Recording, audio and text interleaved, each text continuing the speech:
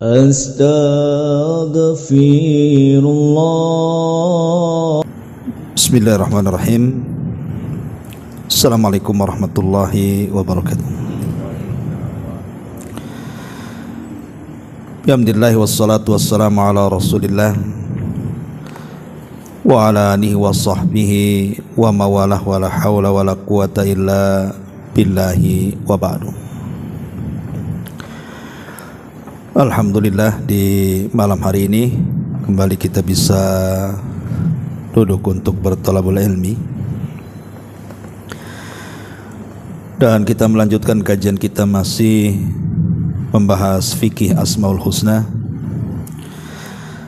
dan kita masuk pada nama Allah Subhanahu wa taala Al-Fattah, Sang Maha Pembuka. Ma'asyiral muslimin wal muslimat rahimani wa rahimakumullah. Nama Allah Subhanahu wa taala Al-Fattah adalah di antara nama Allah yang indah.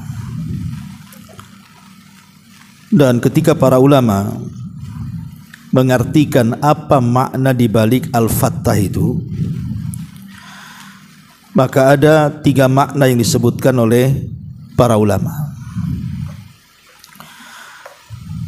Makna awal, makna yang pertama, Al-Fattah itu artinya Al-Hakimul ladzi yaqdi baina ibadihi bil haq. Di mana-mana Al-Fattah adalah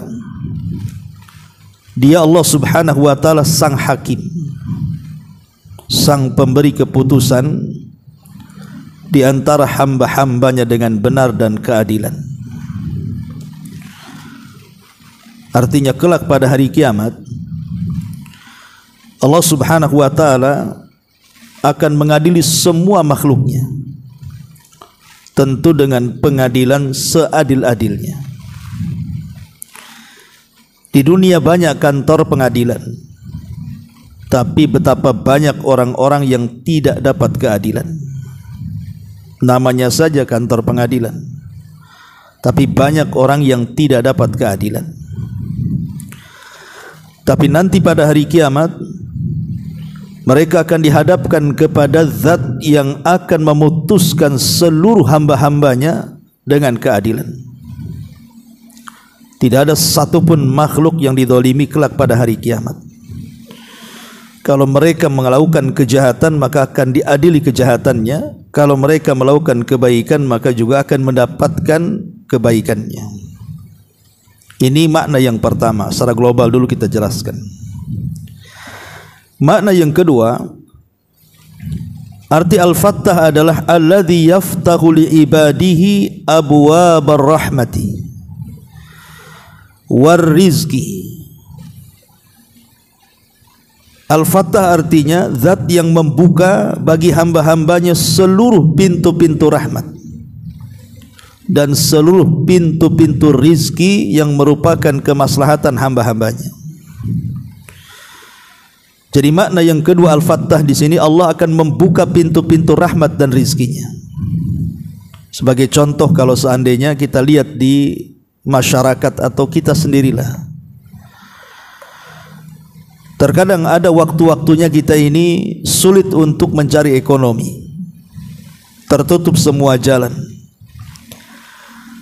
Tetapi dengan terus kita ini mencari, akhirnya Allah bukakan. Sehingga kita lihat ada orang yang mencari uang itu dengan lisannya. Contoh para pengacara, Allah bukakan rizkinya dengan lisannya. Ngomong aja dapat duit, itulah pengacara, ya. Ada orang dibukakan rizki itu justru bukan dengan lisannya, dengan kakinya. Kita tidak cerita hukum dulu ya. Seperti orang-orang yang pesepak bola tuh, cari uang pakai apa tuh? Pakai kaki dia. Pemain-pemain bola dunia itu ngeri-ngeri itu gajinya tuh. Tapi ada juga orang yang diberikan atau dibukakan rizki dengan tangannya. Ya ma'ruf, seperti buruh-buruh dan begitu seterusnya kan, bekerja dengan tangan. Ada yang Mereka dibukakan rizki dengan kecerdasan akalnya. Entah mungkin menjadi penasehat, memberikan ide-ide dan begitu seterusnya. Macam-macam kan orang itu dibukakan rizkinya oleh Allah Azza wa Jalla. Itu artinya siapa yang membuka rizki itulah Al-Fattah. Allah yang membuka rizki. Ma'asyiral muslimin yang dimuliakan Allah Azza wa Jalla, ataupun membuka pintu-pintu rahmat dan hidayah. Siapa yang membuka pintu hidayah Umar bin Khattab coba? Kalau bukan karena Allah Azza wa Jalla. Umar penentang Islam, tapi Allah buka akhirnya menerima hidayah. Ataupun Hamzah paman Nabi SAW, dan hampir sederetan para sahabat yang dahulu menentang Nabi SAW, Allah buka akhirnya dapat hidayah. Siapa yang membuka hidayah bagi mereka? Al-Fattah. Allah lah sang pembuka hidayah sehingga mereka sadar. Termasuk kita-kita yang dulunya tidak kenal sunnah, akhirnya kemudian Allah bukakan, akhirnya kenal sunnah, tahu bahwa ini bid'ah, ini sunnah, ini syirik, ini tauhid. Lah siapa yang buka hidayah itu? Itulah Al-Fattah artinya. Pembuka hidayah, pembuka rahmat.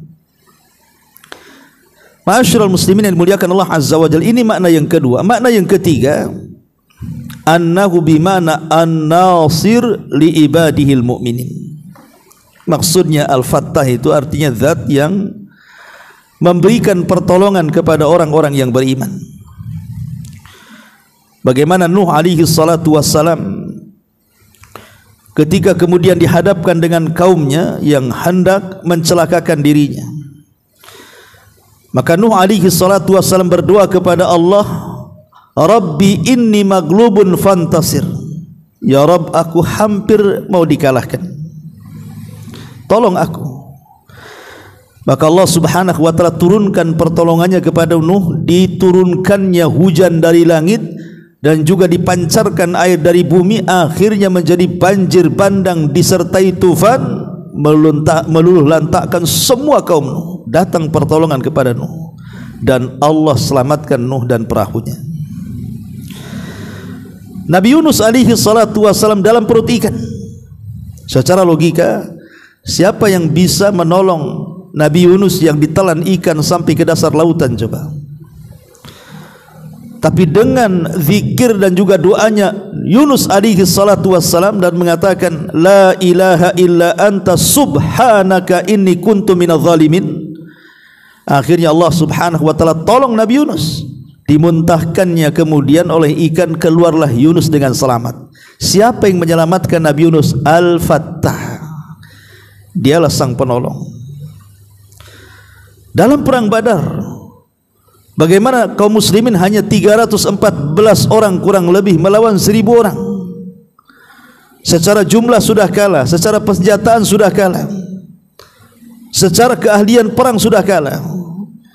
Tetapi karena Allah subhanahu wa ta'ala Al-Fattah sang penolong, maka kelompok yang kecil mampu mengalahkan kelompok yang besar, tentunya dengan izin Allah. Kam min fi'atin qalilatin ghalabat fi'atan katsiratan biidznillah. Itulah makna Al-Fattah artinya. Berarti dari sini ketika kita kemudian memahami makna dari nama Allah Al-Fattah, yang pertama bahwa Al-Fattah artinya Allah sebagai hakim. Yang kedua, Allah subhanahu wa ta'ala sebagai pembuka seluruh pintu-pintu rahmat, rizki dan hidayah. Kemudian yang ketiga, makna Al-Fattah artinya Allah sang penolong bagi hamba-hambanya yang beriman. Inilah 3 makna dalam kalimat Al-Fattah. Ma'asyiral muslimin wal muslimat rahimani wa rahimakumullah. Biasa sebelum kita baca kitabnya, kita akan menyebutkan tentang athar imaniyah dulu, pengaruh keimanan ketika kita memahami kalimat Al-Fattah. Karena nama Allah Al-Fattah ini penting ikhwan. Ini bisa kita gunakan ketika kita dalam kondisi sempit.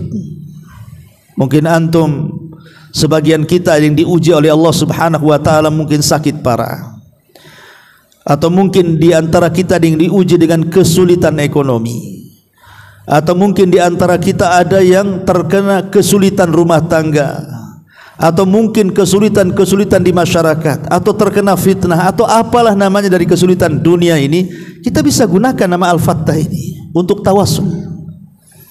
Berdoa kepada Allah, ya Fattah, ya Fattah, wahai Zat yang maha pembuka segala kesulitan, maka uraikanlah kesulitanku, carikanlah jalan keluar untukku. Bertawassul dengan nama Allah ini. Jadi Al-Fattah ini bukan nama Allah biasa, karena dia adalah pengurai seluruh kesulitan dan pembuka seluruh kemudahan. Itulah Al-Fattah. Ma'asyiral muslimin yang dimuliakan Allah Subhanahu wa taala. Sebelum kita menceritakan atau memperluas lagi asarul imaniyah, apa saja pengaruh-pengaruh keimanan, ada beberapa poin yang menyangkut dengan kalimat Al-Fattah ini. Pertama, di mana Allah Subhanahu wa taala akan membuka pintu-pintu langit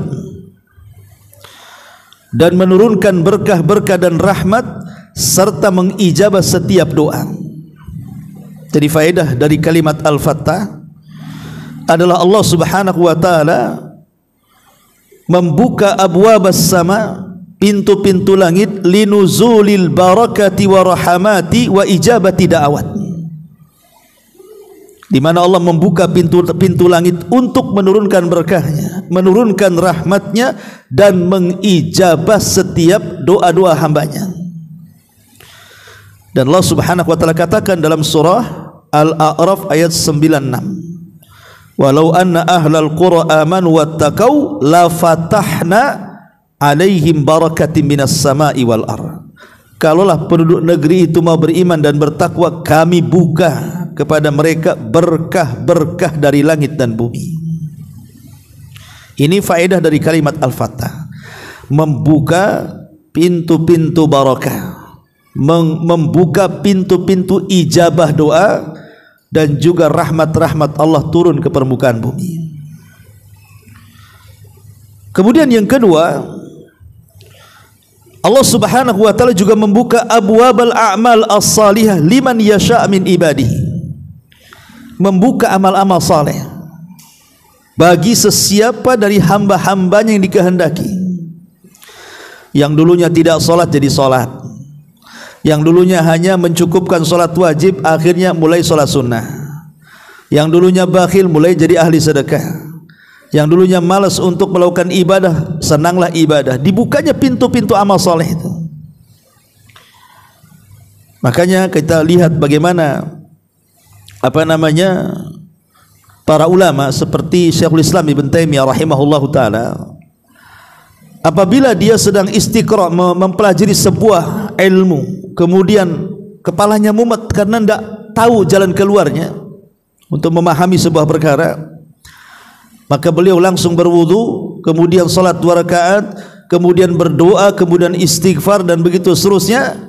Akhirnya Allah bukakan, teruraikanlah masalah itu. Itu yang dilakukan Syekhul Islam Ibn Taimiyah rahimahullahu taala. Jadi ilmu yang tadinya mentok di situ, akhirnya terbuka, oh begini rupanya. Inilah yang dikehendaki para ulama. Jadi mereka seperti itu, ada wasilah untuk membuka ilmu. Kemudian yang ketiga juga yang berkaitan dengan Al-Fattah adalah ma yaftahullahu 'alal 'abdil mu'min qabla mautihi bi amalin salih. Terkadang Allah membuka bagi hamba seorang mukmin sebelum kematiannya dengan amal saleh. Karena bagaimanapun dalam sebuah hadis, idza aradallahu bi 'abdi khairan ista'malahu.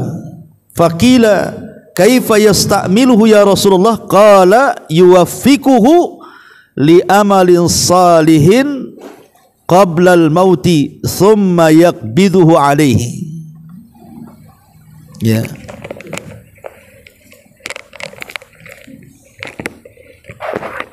Habis.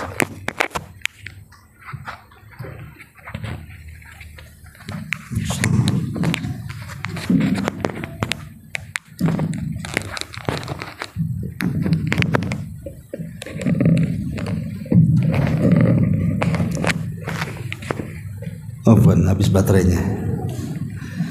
Baik, kita ulangi. Jadi yang nomor 4 adalah,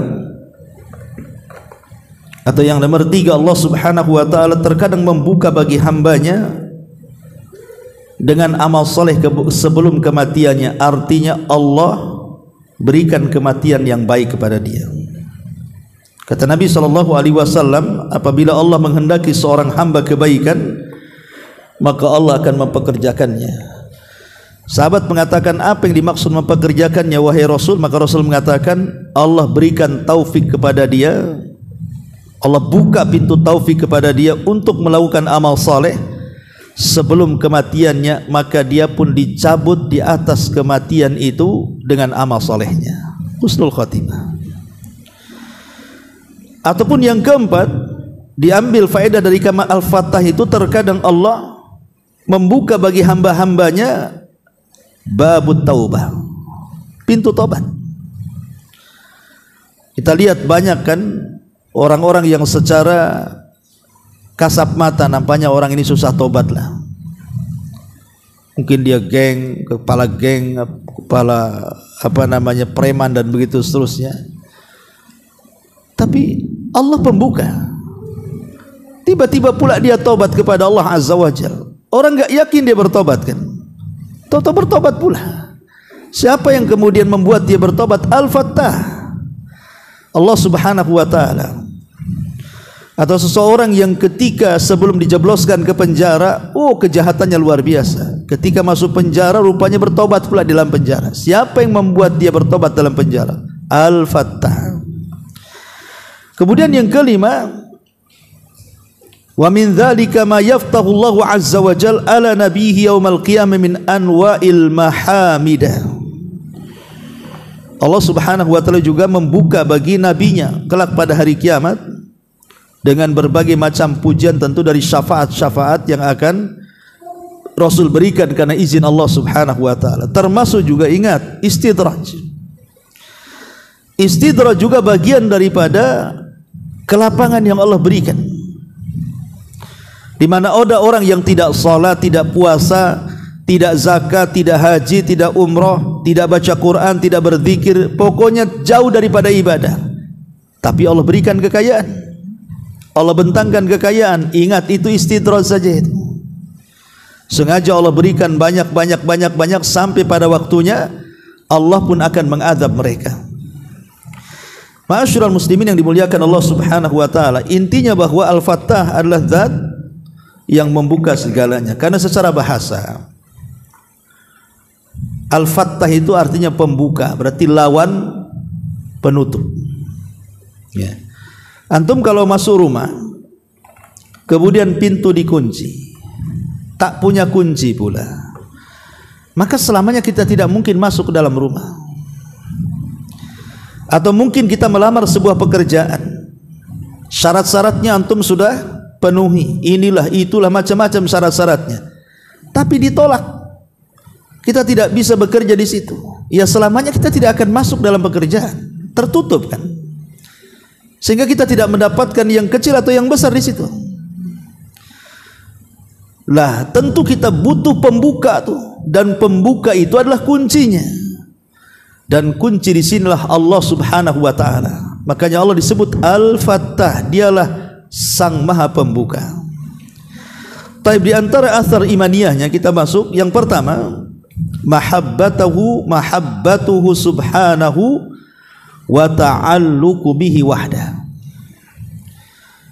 Ketika kita tahu bahwa Allah Subhanahu wa taala zat yang membuka rizki kita, yang tadinya miskin jadi kaya, yang tadinya bodoh jadi cerdas, yang tadinya tidak punya ilmu jadi punya ilmu, yang tadinya tidak punya titel jadi punya titel, yang tadinya tidak dihargai jadi dihargai, dan begitu seterusnya. Dan itu semua adalah pekerjaan Allah Subhanahu wa taala, maka sudah selayaknya kita cinta dengan Allah. Ini yang pertama, tumbuh perasaan cinta dan juga hubung kait kita dengan Allah Azza wa Jalla. Yang kedua, al-isti'dad li yaumil mi'ad, persiapan untuk hari kelak setelah kematian kita. Karena di antara makna Al-Fattah adalah Al-Hakim, dia yang akan memberikan keputusan. Kalau di dunia kita menanam keburukan, maka di akhirat putusannya pun buruk. Kalau di dunia kita menanam kebaikan, maka putusannya pun akan baik.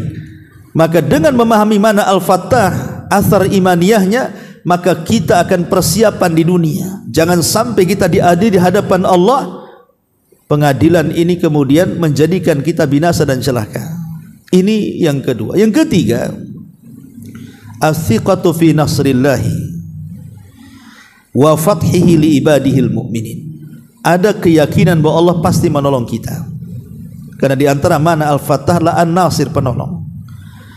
Kita yakin bahwa Allah akan menolong hamba-hambanya yang beriman. Karena dia adalah khairul hafidhah. Dia adalah sebaik-baik zat yang menjaga hamba-hambanya. Maka kita harus yakin bahwa kalau kita menolong agama Allah, pasti Allah akan menolong kita. In tansurullaha yansurkum. Kalau kalian menolong agama Allah, Allah pasti menolong kita. Artinya kalau kita ini terus memperjuangkan agama Allah, menyebarkan sunnah, menyebarkan Islam yang benar ke tengah-tengah masyarakat, pasti Allah akan menolong kita dalam setiap fitnah-fitnah yang akan dihadapinya. Kemudian juga di antara asar imaniyahnya adalah bahwa kita harus takut dengan al-khawfu min fathil istidraj. Kita harus takut kalau seandainya di atas kemaksiatan kita kok kita dimudahkan hidupnya. Harusnya kita takut tuh. Saya kok enggak pernah ibadah tapi kok dimudahkan nih rizkinya, dimudahkan urusannya, tidak ada kesulitan. Ini harus takut nih. Jangan-jangan istidraj masalahnya. Allah sengaja ngasih pada waktunya Allah azab kita pula. Nah, ini juga bagian daripada athar imaniyahnya. Termasuk juga athar imaniyah yang dijelaskan oleh para ulama adalah tahqiqut tauhid. Adanya perwujudan tauhid kita kepada Allah Subhanahu wa taala, bahwa tidak ada yang memberikan rizki, tidak ada yang memberikan hidayah, tidak ada yang memberikan rahmat kecuali Allah Subhanahu wa taala. Maka mantaplah tauhid kita dengan memahami kalimat Al-Fattah di sini. Kemudian juga dengan kalimat Fattah ini membuka abwaab ta'at, pintu-pintu ketaatan kita kepada Allah. Wa faqqahum li adabil khair, dan memberikan taufik kepada pintu-pintu kebaikan. Kemudian juga di antara asar imaniyahnya adalah di mana Allah fataha li ibadihi babad doa. Allah membuka selebar-lebarnya pintu doa. Maka kalau kita dalam kondisi sulit, mintalah kepada Sang Al-Fattah ini. Dan banyak lagi asar imaniyah dari kalimat Al-Fattah ini. Lalu pertanyaannya, bagaimana caranya kita beribadah kepada Allah Subhanahu wa taala dengan nama Allah Al-Fattah ini? Apa yang harus kita lakukan dengan nama Allah Al-Fattah ini? Cara kita beribadah kepada Allah Azza wa Jalla. Yang pertama, ad-du'a wa tawassul. Jadikan nama Allah Al-Fattah ini pada setiap doa kita dan setiap tawassul kita. Yang tadi saya katakan, kalau kita ada kesulitan, maka perbanyak menyebut Al-Fattah. Ya Fattah, ya Fattah, ya Fattah. Iftahli, bukakan kesulitanku. Bertawassul. Karena di antara tawasul syar'i itu 3. Pertama, bertawassul dengan nama dan sifat-sifat Allah. Yang kedua, bertawassul dengan amal soleh yang kita lakukan. Dan yang ketiga, bertawassul dengan hamba-hamba Allah yang soleh yang masih hidup. Minta doa mereka.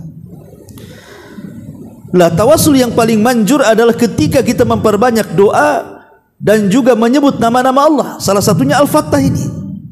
Karena Al-Fattah ini mencakup semua lini kehidupan kita. Coba masukkan pada kalimat Al-Fattah. Kalau orang itu pengen sembuh, maka sebut-sebut kalimat Al-Fattah.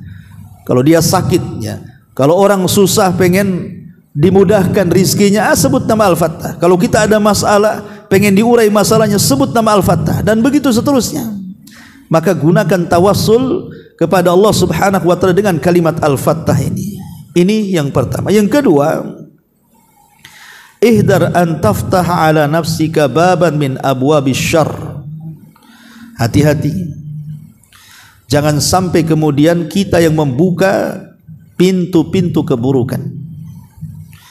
Jangan sampai kita membuka pintu-pintu keburukan, karena Allah sudah menutup pintu keburukan dan membuka pintu hidayah. Jangan pula kita yang membukanya. Ini yang kedua. Yang ketiga, kun miftahan lil khairi.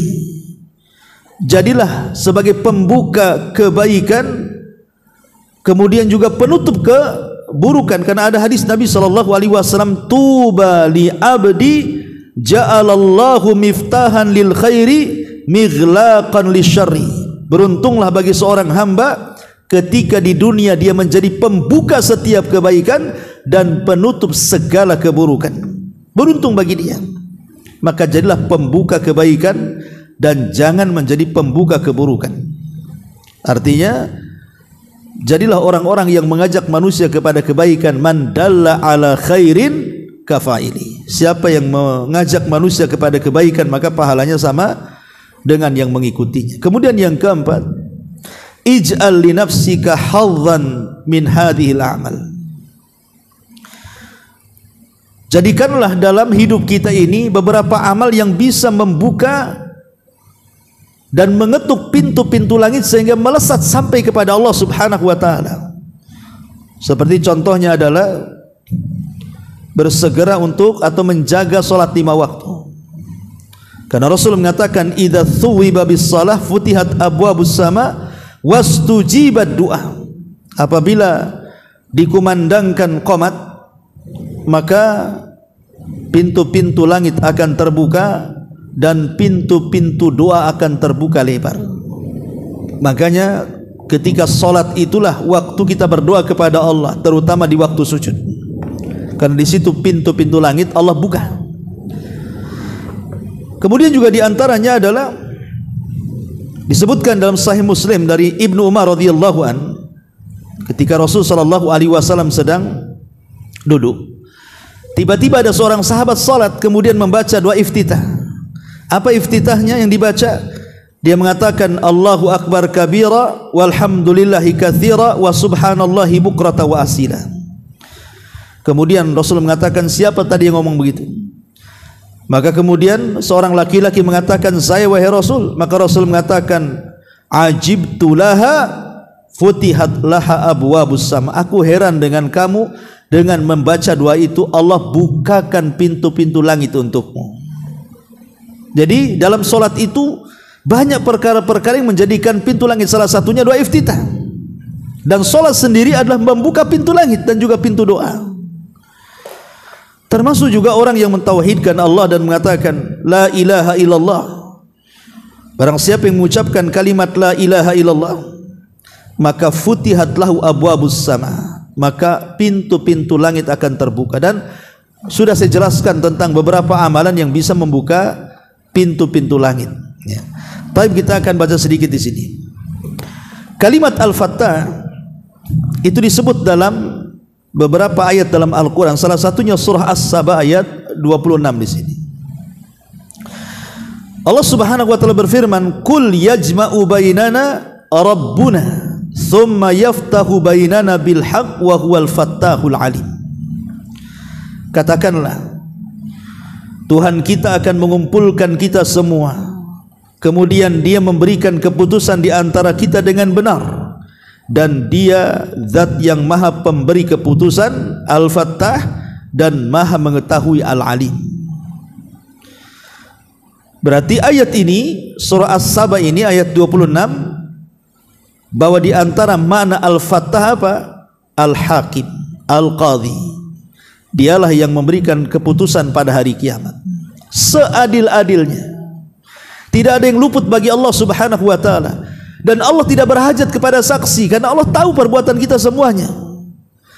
Kalaupun Allah mendatangkan saksi-saksi itu hanya formalitas saja, karena tanpa saksi pun Allah sudah tahu perbuatan kita. Dan Allah Subhanahu wa taala tidak mungkin menzalimi seorang hamba pun walaupun sebiji dzarah. Dan Allah zat yang maha adil dan sangat adil dan akan memutuskan dengan seadil-adilnya. Dialah Al-Fattah yang disebutkan dalam surah As-Saba ayat 26. Kemudian Allah mengatakan, wasi'a rabbuna kulla syai'in ilma 'ala Allahi tawakkalna rabbana iftah bainana wa baina qaumina bil haqq wa anta khairul fatihin. Pengetahuan Rabb kami meliputi segala sesuatu, kepada Allah sajalah kami bertawakal. Ya Rabb kami, berilah keputusan antara kami dan kaum kami dengan hak atau dengan adil, dan engkaulah pemberi keputusan yang sebaik-baiknya. Wa anta khairul fatihin. Ini ucapan Nabi Nuh. Jadi surah Al-A'raf ayat 8 9 ini kan hikayat daripada ucapan Nabi Nuh. Ketika kaumnya mulai kemudian hendak membunuh Nabi Nuh alaihi salatu wassalam, maka Nuh menyerahkan keputusannya kepada Allah dan mengatakan wasi'a rabbuna kulla syai'in ilma 'ala Allahi tawakkalna rabbana iftah bainana, kata Nuh, rabbana iftah bainana wa baina qaumina. Ya Rabb, aku serahkan keputusanku dengan kaumku, terserah engkau. Maka Nuh alaihi salatu wassalam ketika itu meminta untuk diazab kaumnya, dan ketika kemudian Allah memutuskan perkaranya, maka Allah kirimkan azab banjir bandang yang melantakkan semua kaum Nuh. Berarti dalam ayat ini kalimat al-fat artinya memberikan keputusan ataupun memberikan hukuman. Makanya kata beliau di sini, makna nama ini al-fat, al-fattah di sini adalah zat yang menghukumi di antara hamba-hambanya dengan apa yang dia kehendaki, kemudian memutuskan di antara mereka dengan apa yang dia inginkan. Allah memberikan kenikmatan kepada siapa saja yang dikehendaki dari mereka dengan apa yang dikehendaki. Tidak ada yang dapat menolak hukumannya, tidak ada yang dapat melindungi keputusannya dan juga perintahnya. Perhatikan Allah mengatakan, ma yaftahillahu linnasi mir rahmatin fala mumsika laha wa may yumsik fala mursila lahu min ba'dihi wa huwal azizul hakim. Di sini ada kalimat ma yaftah. Yaftah itu dari kalimat fattah tadi. Jadi apa saja yang Allah anugerahkan kepada manusia, maksudnya apa saja yang Allah buka bagi manusia, entah daripada rizki, entah daripada ilmu, entah daripada hidayah, apalah sebutkan, maka tidak ada yang mampu kemudian menahannya. Kalau Allah sudah mentakdirkan si fulan kaya, tidak ada yang bisa membuat dia miskin. Kalau Allah subhanahu wa ta'ala sudah mentakdirkan dia dapat hidayah, tidak ada yang mampu untuk menyesatkannya. Kalau Allah subhanahu wa ta'ala sudah takdirkan dia sehat, tidak ada orang yang mampu membuat dia sakit, dan begitu seterusnya. Fala mumsikalah, karena dia pembuka. Tetapi wa may yumsik fala mursilalahu min ba'dihi wa huwal azizul hakim. Tapi apa saja yang ditahan Allah, maka tidak ada seorang pun yang sanggup melepaskannya sesudah itu. Kalau Allah sudah buat sakit, satu dunia mengobatinya tidak akan sembuh. Kalau Allah sudah buat sesat, satu dunia memberikan hidayah, tidak mungkin dapat hidayah. Kalau Allah sudah membuat dia bermasalah, satu dunia memungkinkan masalah tidak akan bisa. Itulah karena Allah lah satu-satunya zat al-fattah. Kemudian Imam Ibnul Qayyim rahimahullah ta'ala berkata dalam qasidah nuniyahnya dalam menjelaskan makna ini, demikian juga al-fattah termasuk nama-nama Allah. Al-fattah sang pembuka yang merupakan bagian dari sifat-sifatnya terbagi menjadi dua. Pertama, dia membuka hukum yang merupakan syariat sesembahan kita. Dialah yang menghukum dan memberikan putusan. Yang kedua, dia membuka takdir yang merupakan bentuk al-fattah yang kedua. Allah yang mentakdirkan semua hamba-hambanya, si fulan kaya, si fulan miskin, si fulan sembuh, si fulan sehat, si fulan sakit, si fulan dapat hidayah, si fulan jahil, si fulan cerdas, dan begitu. Itu berkenaan dengan takdir. Allah yang membuka semuanya. Ar-Rabb adalah Al-Fattah dengan kedua bagian tersebut penuh dengan keadilan dan kebaikan dari Ar-Rahman. La Asy-Syaikh Abdurrahman As-Sa'di rahimahullahu ta'ala dalam menjelaskan ucapan Ibnul Qayyim di atas mengatakan, Al-Fattah adalah yang membuat hukum, yang membuat kebaikan, dan yang dermawan. Dan sifat membuka bagi Allah ada dua bagian. Yang pertama, dia membuka hukum agamanya, yaitu syariatnya. yang melalui lisan-lisan para rasulnya yang berkaitan dengan semua apa yang dibutuhkan oleh orang-orang yang telah dibebankan kewajiban kepadanya, dan mereka berjalan di atas jalan yang lurus. Adapun sifat pembuka dalam pembalasannya, maka ini berlaku antara para nabi dan para penentangnya, antara wali-walinya, antara para musuh-musuhnya. Dia memuliakan para nabi dan pengikutnya, menyelamatkan mereka serta menghinakan para musuh-musuh mereka dan menyiksa mereka. Demikian pula pada hari kiamat, sifat membukanya dan hukumannya di antara hamba-hambanya. Setiap manusia diberi balasan sesuai dengan apa yang dilakukannya.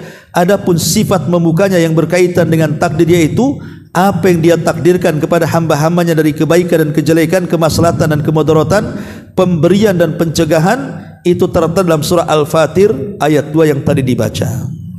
Jadi dari uraian di sini Abdurrahman As-Sa'di di sini, ya, ketika beliau menjelaskan kalimat Al-Fattah dari ucapan Al-Imam Ibnul Qayyim rahimahullahu taala, sebagaimana yang sudah saya uraikan tadi, kesimpulannya bahwa makna Al-Fattah itu ada 3.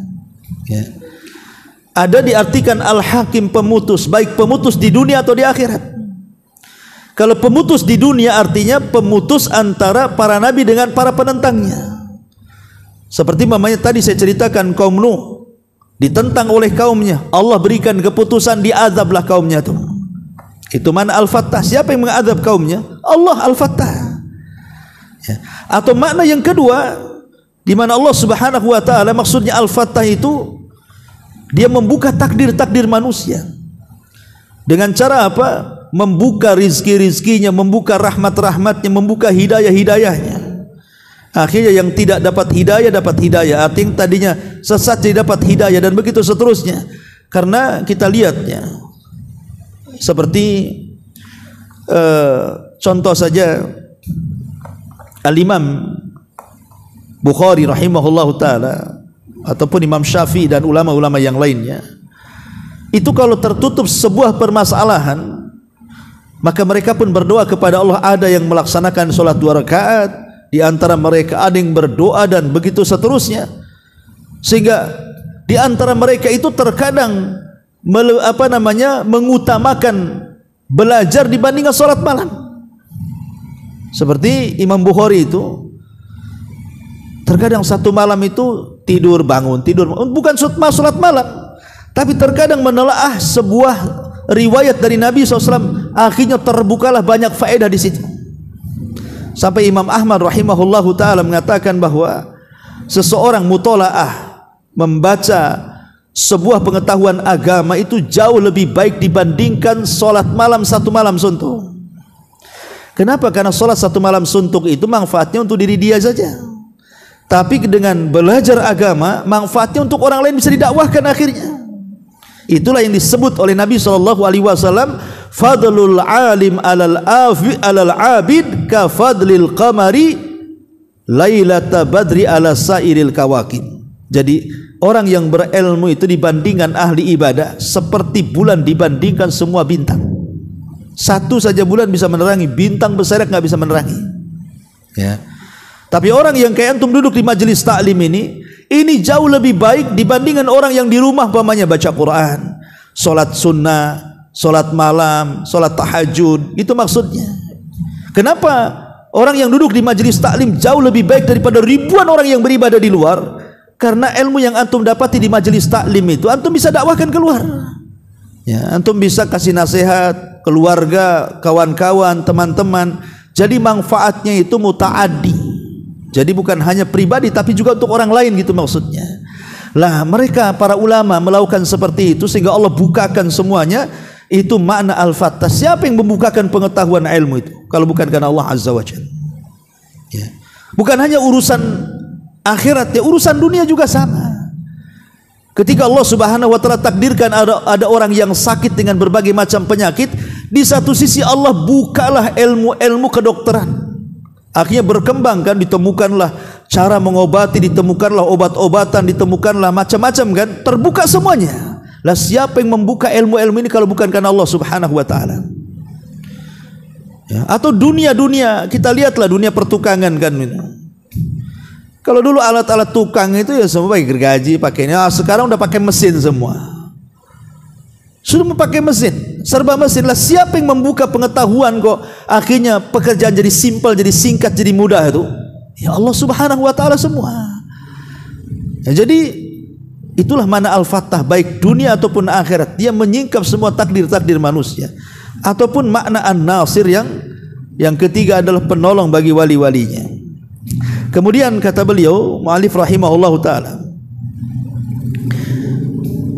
beliau juga berkata dalam halaman ke-200-nya, mana Al-Fattah ada dua. Pertama, kembali kepada mana hukum yang dia bukakan untuk hamba-hambanya. Dia menghukumi di antara mereka dengan syariatnya dan menghukumi di antara mereka dengan memberi balasan kepada yang taat dan memberikan siksa kepada pelaku kemaksiatan di dunia dan di akhirat. Sebagaimana Allah sebut dalam surah As-Saba tadi ayat 26 dan juga surah Al-A'raf ayat 89, ini cerita semua bicara soal keputusan Allah di dunia dan di akhirat. Jadi dunia memberikan keputusan bagi orang-orang zalim. Seperti Nabi mengatakan apa? Ma min dzambin ajjalallahu uqubatahu fid dunya qabla al-akhirah al-baghi wa qati'atu rahim. Tidak ada dosa yang disegerakan hukumannya di dunia sebelum akhirat. Salah satunya al-baghi, kezaliman. Terkadang Allah Subhanahu wa taala mengazab hamba-hambanya itu di dunia sebelum akhirat, seperti yang dilakukan terhadap orang-orang zalim. Lihat orang-orang zalim itu, kalau kita menceritakan kisah-kisah seperti yang terjadi umpamanya kepada kisahnya siapa? Sa'ad bin Abi Waqqas. Ketika di zaman Umar bin Khattab dia diserahi untuk menjadi gubernur Kufah, difitnah sama orang Kufah. Bahwa dia pemimpin gak becus, dia gak adil, macam-macam difitnahkan kepada Sa'ad bin Abi Waqqas. Sampai datang ke telinga Umar tuh, dipanggil Sa'ad bin Abi Waqqas, apa betul apa yang dikatakan ahli Kufah kepadamu wahai Sa'ad? Kata Sa'ad, enggak, saya suruh berusaha untuk menjadi pemimpin seadil-adilnya di Kufah. Akhirnya Umar pun mencoba datang ke Kufah. Apa betul fitnah terhadap Sa'ad bin Abi Waqqas? Rupanya enggak ada. Orang Kufah mencintai Sa'ad, rupanya hanya satu dua lah yang fitnah, dia yang tidak suka. Ketika kemudian Sa'ad mendengar ada cuma satu dua saja yang membuat berita hoax sehingga menjadi gempar penduduk Kufah, akhirnya membuli dia, maka dia berdoa kepada Allah, dia mengatakan, ya Rabb, kalau orang itu sudah berdusta, maka panjangkan umurnya, panjangkan kefakirannya, dan perbanyak fitnahnya.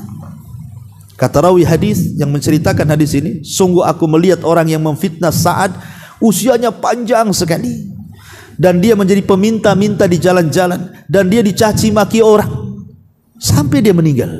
Terkadang putusan Allah itu di dunia tuh, ya, di dunia betul-betul Allah berikan karena kezalimannya.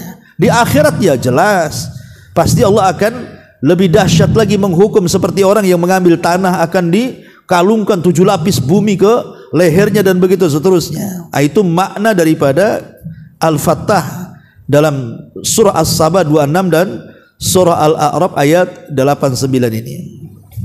Kemudian makna yang kedua, Allah membukakan bagi semua hambanya pintu-pintu kebaikan. Seperti Allah mengatakan dalam surah Fatir ini, ma yaftahullahu linnasi min rahmatin fala mumsikalah. Apa saja yang Allah anugerahkan kepada manusia berupa rahmat, maka tidak ada seorang pun yang dapat menahannya. Ya, sampai akhir mungkin juga kurang lebih ini pengarang ini mengulang-ulang kata-katanya. Sebenarnya sama aja kalau antum baca itu terulang-ulang kalimatnya. Ya, intinya di sini bahwa Al-Fattah adalah nama dari nama-nama Allah yang sangat agung. Kita bisa bertawasul dengan nama ini pada setiap kesulitan kita. Apapun kesulitan yang antum hadapi, antum belajar mumet, ndak paham-paham, ya Fattah iftahli. Waidat, pembuka-bukalah otakku supaya encer. Antum sulit cari ekonomi ke sana kemari, tolak sana ditolak sini, mau daftar sana ditolak, daftar sini ditolak. Ya Fattah iftahli. Pasti Allah akan carikan jalan keluar. Kalau bagi kita yang dapat musibah berat sekali, tidak bisa keluar dari musibah ini, setiap hari kita berdoa, ya Fattah iftahli. Nah, karena kita harus yakin bahwa Allah sang pembuka setiap kesulitan, apapun setiap kesulitannya. Lihat Nabi SAW ketika umrah pertama ya, itu kan dipersulit oleh orang-orang Quraisy. Sampai akhirnya Umar marah.